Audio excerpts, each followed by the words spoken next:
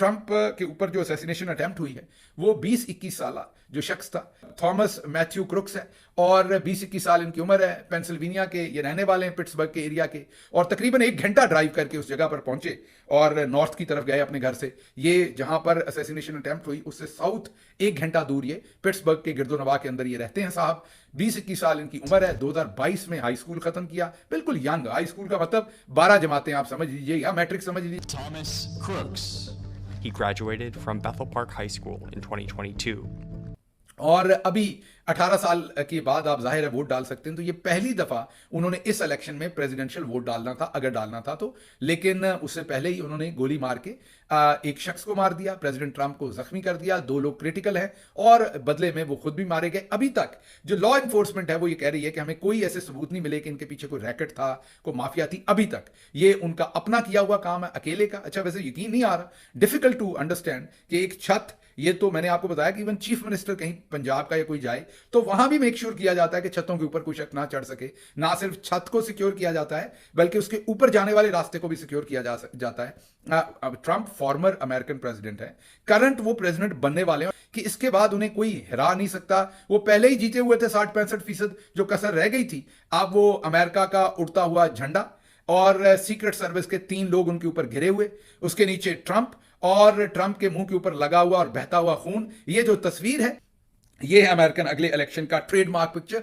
ये फोटो है जिसकी बुनियाद पर अगला इलेक्शन होना है। तो दूसरे लफ्जों में ये इलेक्शन जो है वो अब एक, मेरे तजिए में एक सरसरी कार्रवाई रह गई है। अब इलेक्शन ट्रंप जीत चुका और उन्हें अब कोई नहीं हरा सकता है। कि जो हमलावर है, जैसे उसने गोलियां चलाई, फेलियर है पहले तो सिक्योरिटी का, इसमें कोई शक नहीं है।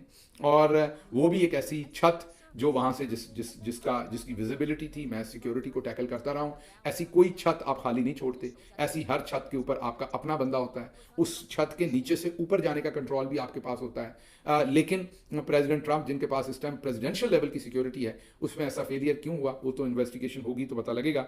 लेकिन बहरहाल वो जवाबी फायर में जो असैसिन था वो वहीं पर मारा गया। ये अभी तक जो है एक रिपोर्टेडली मीडिया रिपोर्ट कर रहा है, वीडियो फुटेज भी दिखा रहा है कि वो छत के ऊपर उसकी बॉडी जो है वो पड़ी हुई है, उसको कत्ल कर दिया गया। राइफल साथ पड़ी हुई है लॉन्ग रेंज, वो भी नजर आ रही है। और इस रैली के अंदर जो ट्रंप के पीछे शायद लोग बैठे थे, उनमें से अब एग्जैक्टली ये नहीं पता कि पीछे बैठा था वो शख्स, लेकिन रैली में जो स्पेक्टेटर जो ट्रंप के सपोर्टर्स थे उनमें एक हलाक हो गया और 2 शदीद जख्मी हैं और ट्रंप खुद जख्मी। तो ये बहुत बड़ी एक डेवलपमेंट है। इसमें सिर्फ आखिरी जुमला यही कहूँगा कि प्रेसिडेंट ट्रंप जो हैं वो अगर आप ये कहें कि पहले वो अगर 90% इलेक्शन जीते हुए थे या 80% जीते हुए, तो आज के इस वाक़े के बाद अब वो 95% इलेक्शन जीत गए। बहुत बोल्डली उन्होंने रिसीव की, ब्रेवरी के साथ। आपको नजर आया होगा जैसे इमरान खान ने मुक्का लहरा के पूरे अपने कद के साथ खड़े हुए थे जब उनके ऊपर फायरिंग हुई थी, बिल्कुल उसी तरीके से प्रेसिडेंट ट्रंप जो थे वो भी आज आपने देखा कि उन्होंने भी मुक्का लहरा कर, बिल्कुल, हालांकि ये फिक्र उनको हो सकती थी कि एक और शूटर भी होगा, बट ही रिस्पॉन्डेड और उन्होंने वो मुक्का लहरा के फिस्ट बना के वहां पर अपने जो सपोर्टर्स थे उनको यकीन दिलाया कि मैं बिल्कुल ठीक हूं और उन्हें चार्ज किया। लेकिन पाकिस्तान में जो मैं आपसे अपनी याददाश्त शेयर कर रहा था, इमरान खान साहब को तो जितना मर्जी आप कहते रहें कि आपने नीचे बैठ जाना, उन्होंने तो बैठना नहीं, आपको पता है। वो तो ये वाली बातें तो वो मानते नहीं है। तो उनको आप जितना मर्जी बताएं, उन्होंने ये काम नहीं करना था और खड़े रहना था। ये मैं आपको बता सकता हूं बिल्कुल वाज़ेह तौर पर। उसको आप बहादुरी कहें, जो कहना है, बहादुरी तो है जाहिर है, लेकिन उन्होंने खड़े रहना था। जो उनको गोलियां लगी वो जाहिर है उनकी ऐसी जगह पर गोलियां लगी जो टांगों के उनके पट्टे थे मेन, उनके ऊपर 6 गोलियां लगी तो वो गिरे पीछे।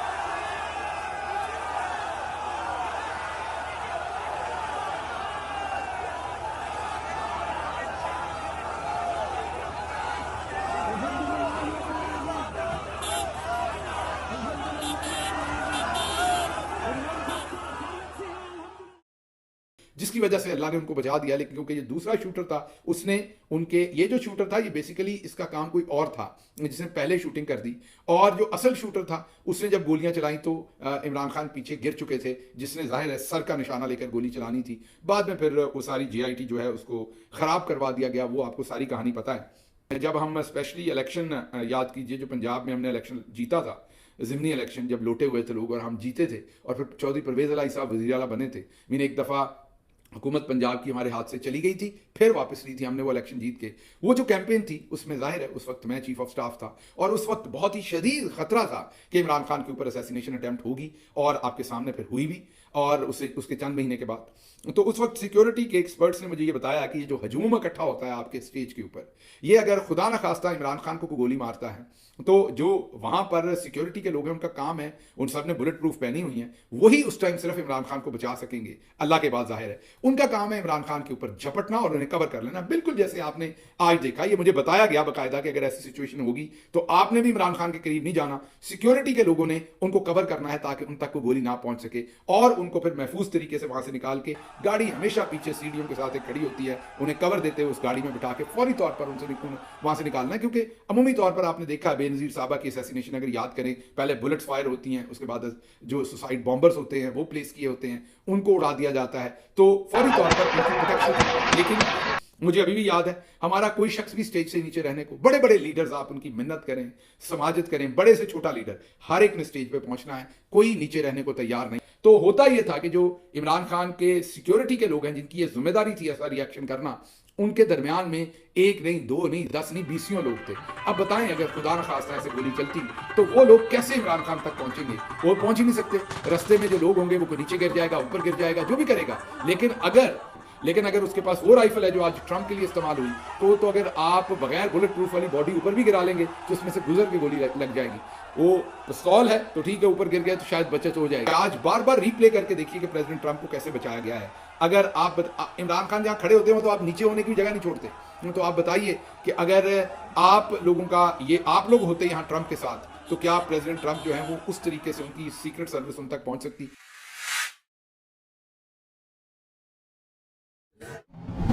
عمران خان صاحب کو تو پتا تھا, اور انہوں نے تو بتا دیا تھا مجھے کون کون مروانا چاہتا ہے. اب ٹرمپ اسی فیلنگ میں سے گزرے. اس کا مطلب کیا ہے؟ ٹرمپ کے پہلے بھی پرائم منسٹر عمران خان کے ساتھ بہت ہی اچھے تعلقات تھے. اس کے بعد اگر دنیا میں کوئی اور اس ٹائم ہیڈ آف اسٹیٹ یا اس لیول کا لوگ ہیں تو شاید کوئی ایک آدھ سال اور بھی ہو, لیکن پرائم منسٹر عمران خان ہی ہیں جو بالکل اس سے بھی زیادہ بدترین صورتحال سے گزرے ہیں جس سے آج ٹرمپ گزرے ہیں. ٹرمپ کے تو گولی کان پہ لگی اور چھوٹی دوسری پرائم منسٹر عمران خان کے جو جسم کے اندر 6 گولیاں لگی.